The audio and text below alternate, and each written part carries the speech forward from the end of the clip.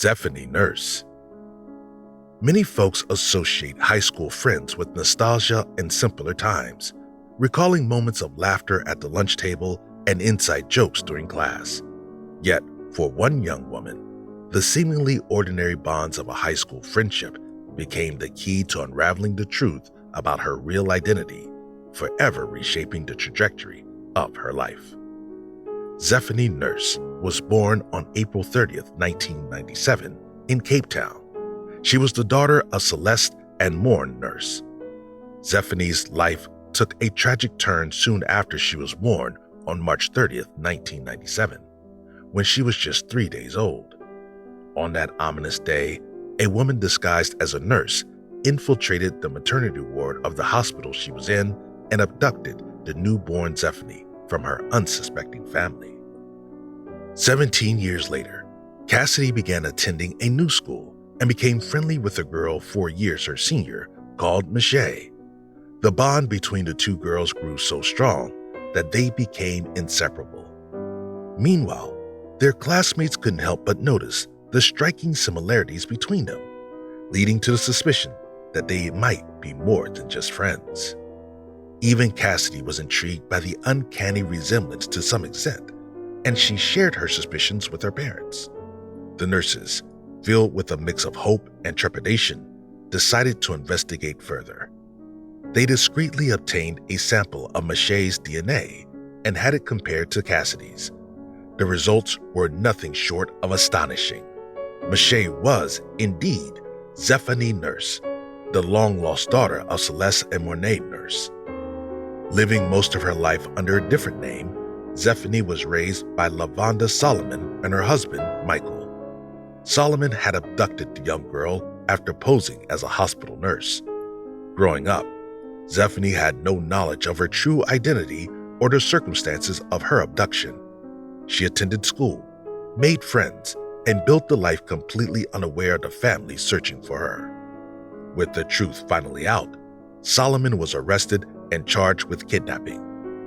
During her trial, she testified before the court that prior to taking Zephany, she had endured a series of miscarriages, the last of which was concealed from her family and had occurred 4 months earlier. She also insisted that she received baby Zephany through an informal adoption and asserted that she had been tricked into taking in the abducted child. Dismissing her account as a fairy tale, the judge sternly informed Solomon that her sentence would be more severe due to her refusal to acknowledge the truth or express any remorse. In the end, justice was served as Solomon was sentenced to 10 years in prison. As for her husband, it is believed that Michael never knew Michelle was not his daughter until the police arrested his wife. At first, Zephany didn't exactly approve of the woman she viewed as her mother being incarcerated. She even went as far as severing all ties with her biological parents. Nevertheless, over time, Zephany chose to give her real parents a chance, leading to a positive relationship with both sides that has endured ever since. There isn't a quick fix. I mostly live from day to day. My mother, who raised me, will always be a part of my life.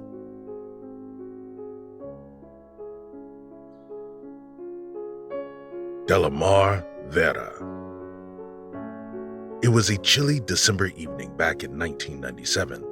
Luzara Cuevas, a 31-year-old mother of 3, was out job hunting while her boyfriend, Pedro Vera, visited some family. Their kids, 2 young sons and a precious 10-day-old baby girl named Delimar Vera, were being looked after by Pedro's mother. When Luzara made it back home at around 5 p.m., she found the second floor of her Philadelphia home was engulfed in flames. Everyone had managed to escape except for baby Delimar. In a panic, Luzara rushed inside to find her daughter, only to discover Delimar's charred crib. The young girl was nowhere to be found. Luzara kept pleading with the firefighters, screaming her lungs out that her baby girl was missing. But unfortunately, nobody listened to her cries.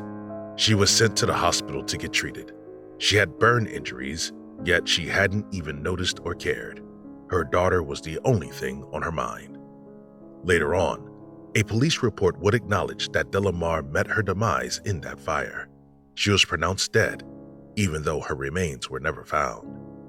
The case was opened and shut very quickly, but Luzada remained adamant that her daughter was still alive, and in fact, she believed Delimar had been kidnapped.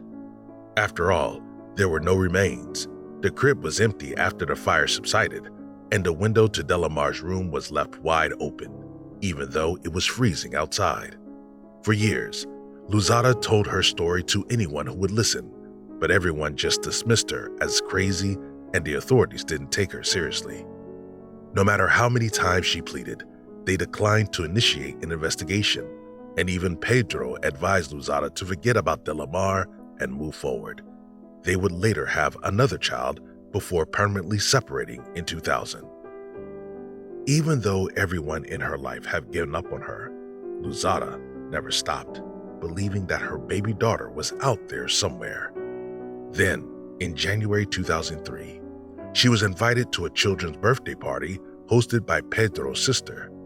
Also in attendance was Carolyn Correa, Pedro's 41-year-old cousin by marriage.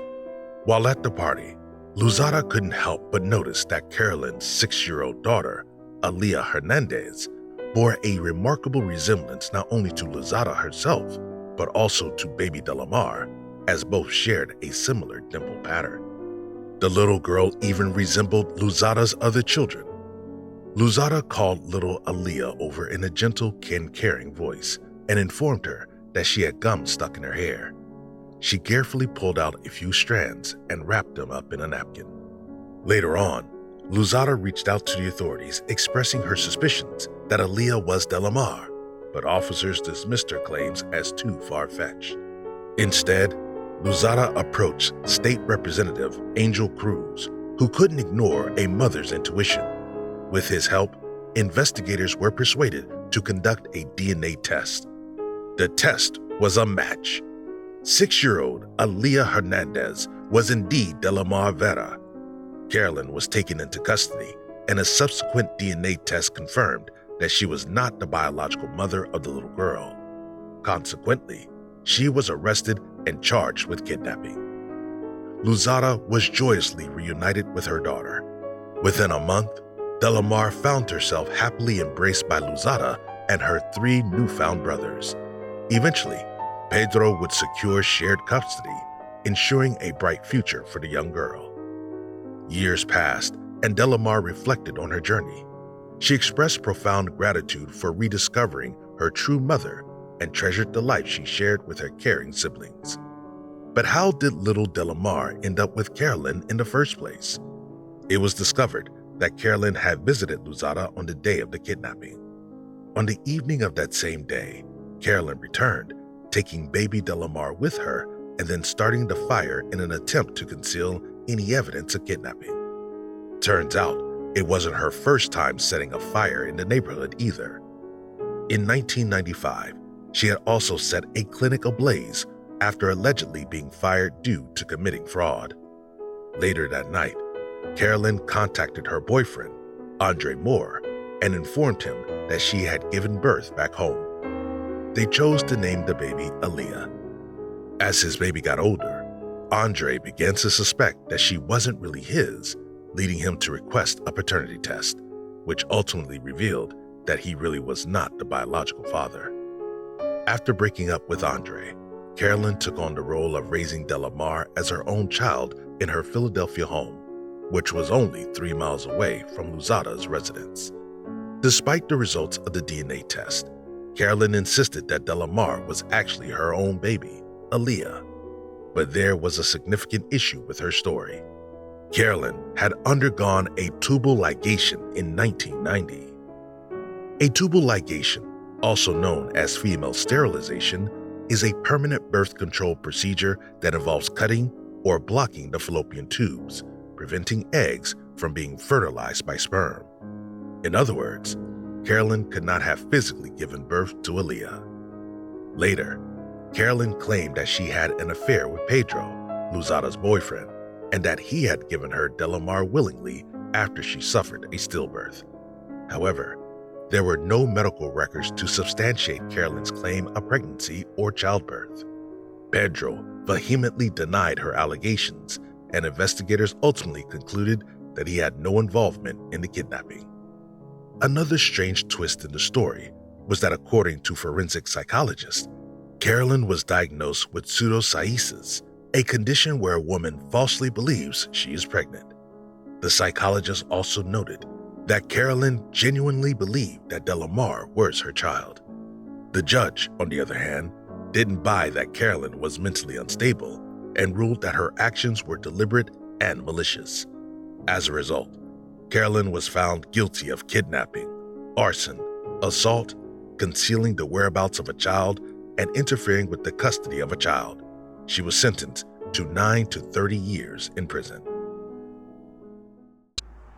Tanya Kach. 13-year-old Tanya Nicole Kach was an ordinary young woman who lived an exemplary life. She excelled in her studies, constantly pushing herself to make the honor roll list. But she also had a bubbly personality that lit up any room she was in. Enthusiasm was contagious, and it was clear to all around her that Tanya had a bright future ahead of her. She was also quite mature for her age and would always follow her parents' instructions to the letter. So when Tanya didn't arrive home after school one day, everyone knew something terrible must have happened. 6 months before Tanya's disappearance, her middle school had just hired a new security guard, Thomas Hose. Hose was a middle-aged man with slightly tousled jet black hair. He had an easygoing attitude, and the children he interacted with seemed to regard him fondly, often finding themselves smiling whenever he offered up one of his characteristic witticisms before school. When she first met Hose, Tanya was just 13 years old. Despite their age difference, the pair developed a special bond. She was drawn to Hose's kind nature and his willingness to listen to her troubles. Their bond grew stronger over time, so much so that Hose would frequently pull Tanya out of class just to talk with her. Initially, Tanya was charmed by the attention that Hose gave her. He knew how to make her laugh and would often buy her cigarettes and candy. This resonated profoundly with young Tanya, as her parents were going through a difficult divorce at the time, which made her vulnerable and desperate for attention. Weeks later, Tanya was pouring her heart out to Hose about the struggles she faced at home. Sensing her despair, Hose proposed an idea that promised a reprieve from all the grievances that weighed heavily on the young girl's mind.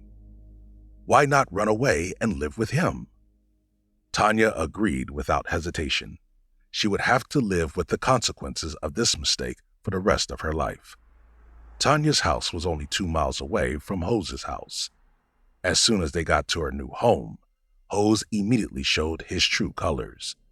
Tanya was forced to stay in the second-story bedroom because Hose lived with his parents and wanted to keep her presence a secret. Whilst imprisoned, Tanya had little freedom. She couldn't leave her tiny cell for anything, not even to use the restroom.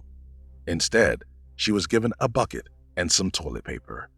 She was only allowed to shower once or twice a week, and only when everyone else was out or asleep. To avoid making noise, she had to memorize and carefully sneak around the creaky floorboards. Tanya's plight seemed never-ending. For 4 years, Hose's was the only face she laid eyes upon. The extent of this horrendous abuse she suffered didn't stop there. Hose would often beat her mercilessly, threatening to end her life should she refuse his demands, and constantly reminded her that she was now his property. It was a living nightmare, one that seemed impossible to escape from. Her saddest hours were the holidays, especially around Christmas. During that time, she would stay alone in a closet, listening to the sounds of laughter and gifts being exchanged from downstairs. 3 years into her kidnapping, her father, Jerry Kach, actually met her kidnapper. He was attending a school event. It was there that he ran into Thomas Hose, who was working as a security guard. The two got to talking, and Jerry even asked Hose if he heard anything about Tanya. Hose replied that he hadn't. A year later, Tanya had turned 18. It was then that Hose finally decided it was time for her to meet his parents. He introduced her as Nikki Allen and explained she'd be moving in to live with him. While this meant that Tanya was finally allowed to leave her upstairs bedroom, she still couldn't leave home without Hose by her side.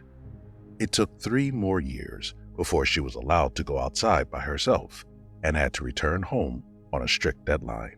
She began frequenting a local deli mart run by the Sparico family. Over the next 8 months, Tanya slowly grew closer and closer to the owners, Joe and Janet Sparico. One day, in March 2006, despite feeling uncertain they'd believe her, she mustered up the courage to tell them her story.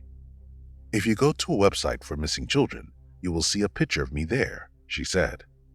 Without hesitation, Joe and Janet contacted the Center for Missing Children's hotline and were shocked to learn that Tanya had indeed been reported missing for 10 years. Unsure what to do next, Joe Sparico called his son, Sean, a retired police detective. Sean had actually worked Tanya's case in the past. Her photograph even hung in his office for years, and he immediately recognized her. The following day, 24-year-old Tanya breathed a sigh of relief as the nightmare had finally ended. Hose was taken into custody. As for Tanya, she was escorted outside the prison she called home by police officers and waited patiently for her dad to pick her up. During his trial, Tanya took to the stand and testified to the horrible abuse she suffered at Thomas Hose's hands. But Hose didn't stand idly by. He interrupted her, claiming he didn't want to see her living on the street, that he thought he was rescuing her. "You took away my innocence, my childhood," was her reply. Hose faced up to 100 years, but in the end, he was only sentenced to 15 and was prohibited from ever contacting anyone in the Kach family. As for Tanya, her joyful reunion with her family was short-lived. Her father blamed her for what happened, telling her, "You knew what you were doing."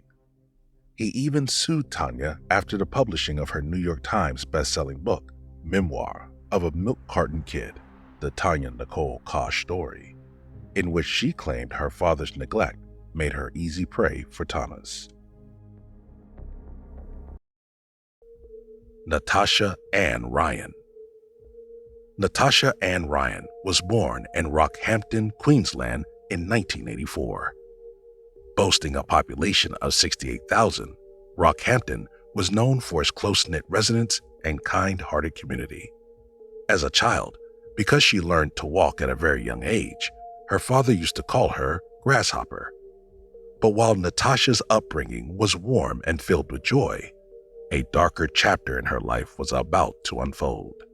In her early teenage years, her parents suffered a strenuous relationship, which ended with a divorce. Natasha was forced to live with her mother, while her father remarried and moved to Queensland. Her father's departure took its toll on young Natasha. Perhaps she was desperate for someone else to fill the gap, someone who could give her the love and attention her father used to provide. Or perhaps she simply felt depressed, angry, and betrayed.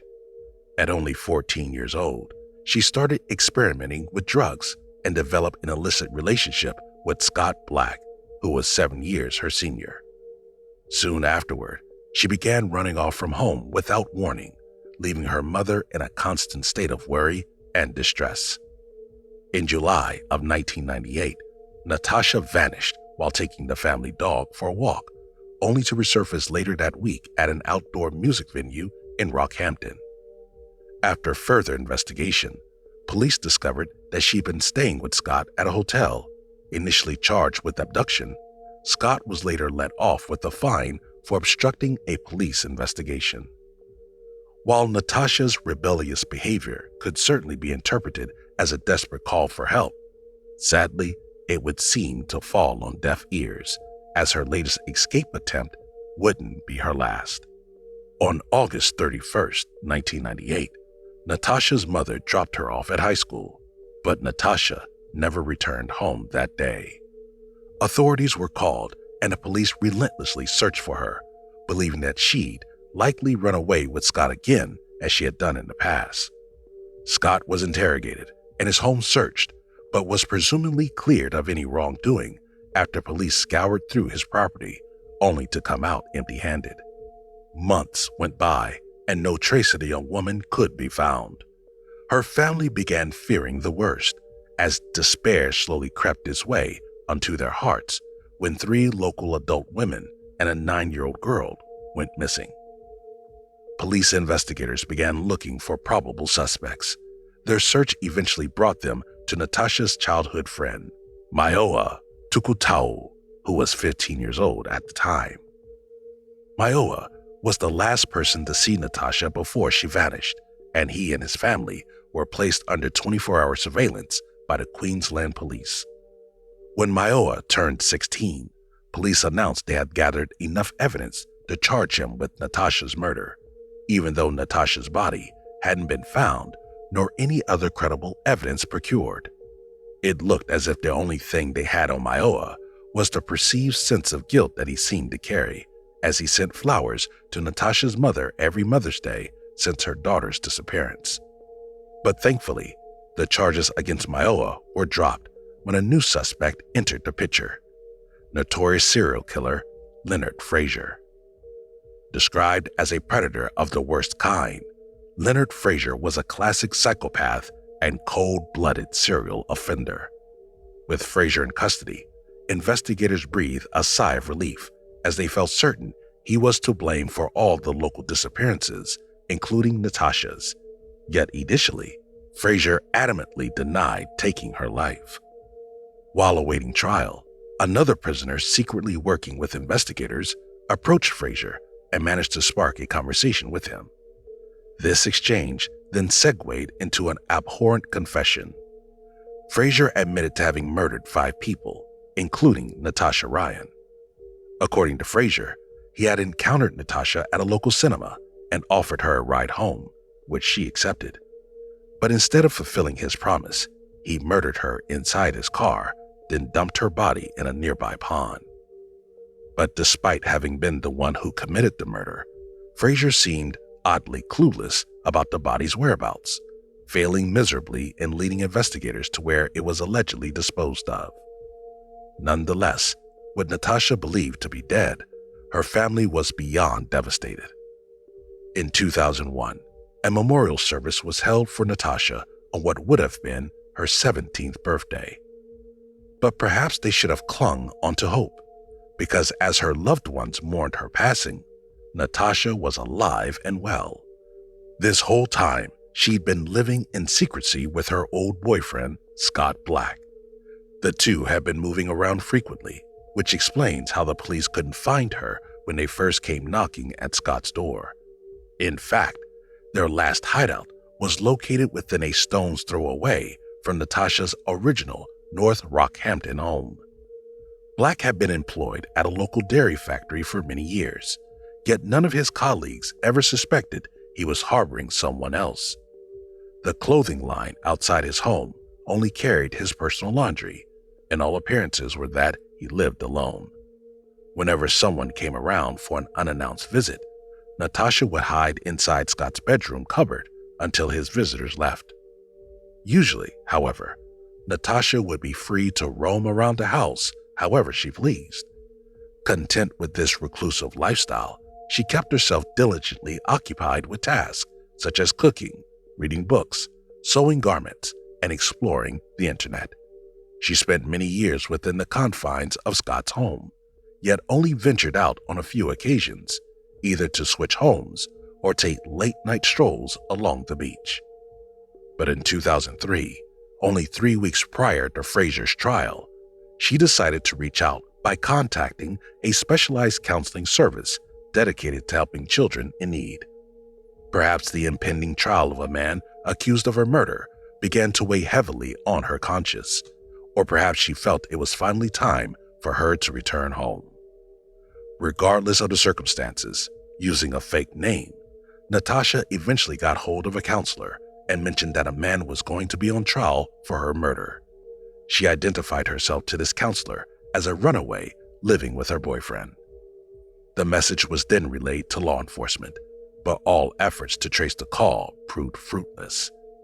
Even though police investigators now had strong reason to suspect Natasha was alive, they still couldn't pinpoint her precise location, or at least that was the case, until police officers at Rockhampton Station received a mysterious letter. The letter didn't disclose who it was from, but it contained an enclosed phone number and simply reaffirmed that Natasha was alive and well. On the night of April 10, 2003, officers from the Rockhampton Police Department forcefully entered Scott's home on Mills Avenue. When they opened the bedroom cupboard, they were greeted with a frightened, pale-looking Natasha. Her skin, after having lived without sunlight for 5 years, had grown white as snow. On the 12th day of Fraser's trial, an astonished gasp echoed through the courtroom as prosecutors announced that Natasha Ryan had been found. When Robert Ryan, Natasha's father, heard of this, he assumed it meant her remains. But when he was told his daughter was alive and well, Robert could hardly believe it. He had given up hope years ago and completely resigned himself to the idea that his beloved daughter was gone forever. In all of this miraculous news, Robert almost collapsed in the courtroom. Robert, still in a state of shock and disbelief, called the police station where Natasha was being detained. To ensure it wasn't just someone pretending to be Natasha, he asked the woman who answered the phone for the childhood nickname he had given his daughter, only to hear the words, "Dad, it's me, Grasshopper, and I love you and I'm sorry." As for Jenny Ryan, Natasha's mother, she was understandably furious. After all, Natasha had led everyone to believe she was dead all these years, all while living a mile away, no less. But in the end, when Jenny finally laid eyes on her daughter, embracing her after all that time, all feelings of anger and resentment melted away as tears of joy streamed across her face. As redundant as it may seem, the now 18 years old Natasha later appeared at her own murder trial to testify that she hadn't been murdered by Fraser, much less ever met him. While Natasha's testimony certainly looked to be beneficial to Fraser's case, it didn't really matter in the grand scheme of things, as he was still found guilty of 4 other murders and sentenced to life in prison. He died of a heart attack 4 years later. As for Natasha, her return home was filled with joy, relief, and pain all at once. The happiness of seeing her alive and well was obvious in the elated expressions of her beaming parents as she stepped through the door. Yet there was also an undeniable heartache that came with it, a sorrowful reminder of the unbearable anguish they had gone through in her absence. Natasha herself faced a great deal of criticism from the general public and was even vilified by some news outlets. After all, how could she leave her family behind without saying a word? In 2005, it was reported that Scott Black, Natasha's boyfriend, had been given a 1-year prison sentence for lying to police about his girlfriend's whereabouts.